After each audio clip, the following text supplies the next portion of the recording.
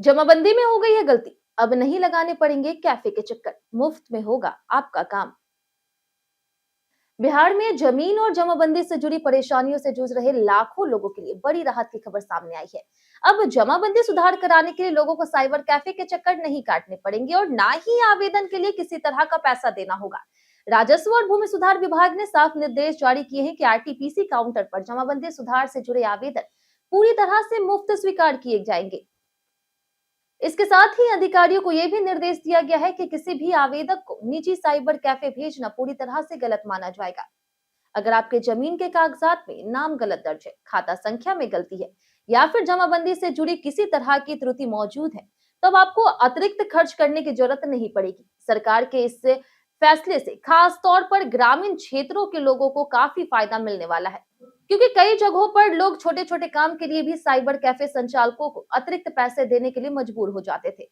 दरअसल बिहार में लंबे समय से लोगों की शिकायत रही थी कि जमाबंदी सुधार या फिर ऑनलाइन आवेदन कराने के नाम पर उनसे अलग अलग जगहों पर शुल्क वसूला जा रहा।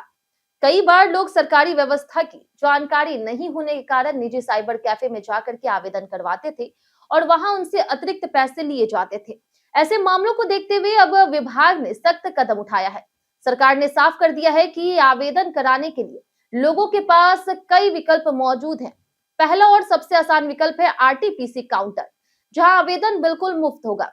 इसके अलावा लोग बिहार भूमि पोर्टल के माध्यम से भी आवेदन कर सकते हैं। परिमार्जन प्लस पोर्टल के जरिए लोग ऑनलाइन सुधार प्रक्रिया पूरी कर सकते। वहीं संबंधित अंचल कार्यालय में जाकर के भी आवेदन किया जा सकता है। अब सवाल ये उठता है कि आखिर किन कामों के लिए आवेदन किया जा सकता है। अगर आपकी जमाबंदी में नाम गलत दर्ज है, खाता संख्या में गलती है, किसी तरह की जानकारी गलत है या फिर कोई रिकॉर्ड अपडेट नहीं हुआ है, तो उसका सुधार कराया जा सकता है। इसके अलावा अगर किसी कारण से आपकी जमाबंदी ऑनलाइन रिकॉर्ड में दर्ज नहीं हुई, तो उसको ऑनलाइन दर्जीकरण भी कराया जा सकता है। सबसे महत्वपूर्ण बात यह है कि विभाग ने आरटीपीएस कर्मियों के लिए भी सख्त निर्देश जारी किए हैं। यदि कोई व्यक्ति आरटीपीएस काउंटर पर आवेदन लेकर के पहुंचता है, तो संबंधित कर्मी उसकी मदद करेंगे और बिना किसी शुल्क के ऑनलाइन आवेदन दर्ज करेंगे। किसी भी परिस्थिति में आवेदक को यह नहीं कहा जा सकता है कि वह किसी निजी साइबर कैफे में जाकर के आवेदन कराए। यदि कोई आरटीपीएस कर्मचारी लोगों को साइबर कैफे भेजता है या फिर आवेदन लेने से मना करता है, तो उसके खिलाफ विभागीय कार्रवाई की जा सकती है।